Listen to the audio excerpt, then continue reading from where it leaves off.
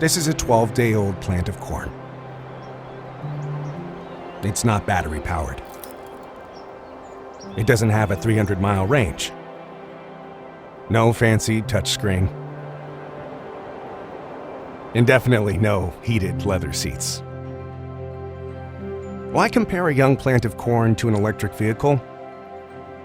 They're both vital in our fight against climate change. But less than 2% of vehicles on the road today are electric. And we're decades away from EVs being mainstream.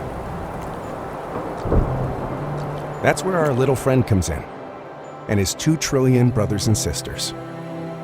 Reducing 46% of carbon emissions compared to gasoline, and producing clean-burning ethanol, an alternative fuel for the 98% of non-electric vehicles on the road today.